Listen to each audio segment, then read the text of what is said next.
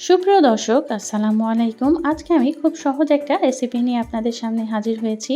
আজকে আমি আপনাদের দেখাবো কিভাবে বেশি করে পেঁয়াজ বেরেস্তা তৈরি করে সংরক্ষণ করে রাখতে পারবেন। পেঁয়াজ বেরেস্তা আমরা সকলেই কম বেশি করতে পারি, তবে এটা কিভাবে সংরক্ষণ করতে হয় তা আমরা অনেকেই জানি না। সেটাই আমি আজকে আপনাদের সাথে শেয়ার করতে চলে এসেছি। আমি যখনই পেঁয়াজ বেরেস্তা করি তখনই একসাথে অনেকগুলো পেঁয়াজ একসাথে বেরেস্তা করে সংরক্ষণ করে রেখে দিই। যখন আমার প্রয়োজন হয় তখন আমি বের করে এটা ব্যবহার করে নিই। তাহলে চলুন আমরা মূল রেসিপিতে চলে যাই।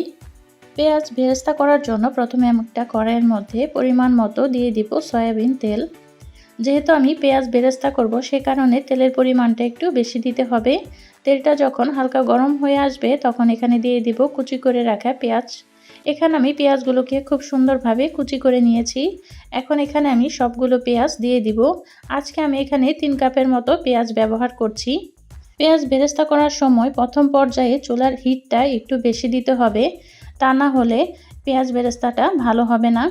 প্রথম পর্যায়ে চুলার হিটটা যখন বেশি থাকবে তখন কিছুক্ষণ পর পরে আমাদের পেঁয়াজটা নেড়ে দিতে হবে। মিনিট খানেকের মতো ভাজা হয়ে গেলে যখন দেখবেন পেঁয়াজের গায়ে রং ধরে গেছে, অর্থাৎ বেরেস্তা হওয়া শুরু করে দিয়েছে, সে পর্যায়ে চুলার আঁচটা মিডিয়াম লোতে রাখতে হবে।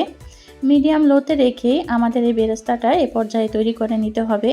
এ পর্যায়ে যদি চুলার আঁচ বেশি থাকে তাহলে বেরেস্তাটা ভালো হবে না, পুড়ে যেতে পারে।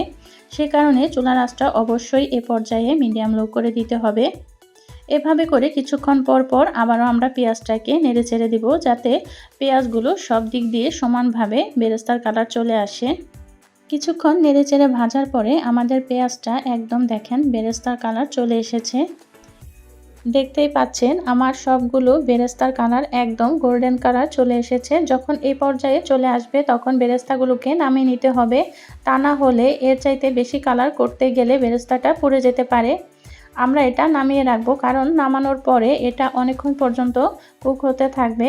আমি বেরেস্তাগুলোকে একটা ছড়ানো প্লেটের মধ্যে রেখে দিয়েছি ঠান্ডা হওয়ার জন্য। যখন এই বেরেস্তাগুলো ঠান্ডা হয়ে যাবে তখন একটা আরেকটার গা থেকে আলাদা হয়ে যাবে, অর্থাৎ একদম ঝুরঝুরে হয়ে যাবে। দেখতেই পাচ্ছেন এই অবস্থাতেই কতটা ঝুরঝুরে হয়েছে।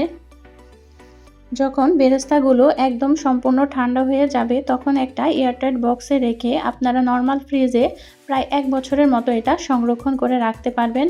আমি তো সব সময় এটা বেশি করে তৈরি করে নর্মাল ফ্রিজে রেখে দেই। 1 বছরের মতো এটা একদম ফ্রেশ থাকে, কোনো সমস্যা হয় না। আপনারা একবার এটা ট্রাই করে দেখতে পারেন। আশা করি আপনাদের অনেক ভালো লাগবে। আজ তাহলে এই পর্যন্তই। পরবর্তী আবারও কোনো সহজ ও মজাদার রেসিপি নিয়ে আপনাদের সামনে হাজির হব। সে পর্যন্ত সকলেই ভালো থাকবেন, সুস্থ থাকবেন এবং আমাদের জন্য দোয়া রাখবেন। আল্লাহ হাফেজ।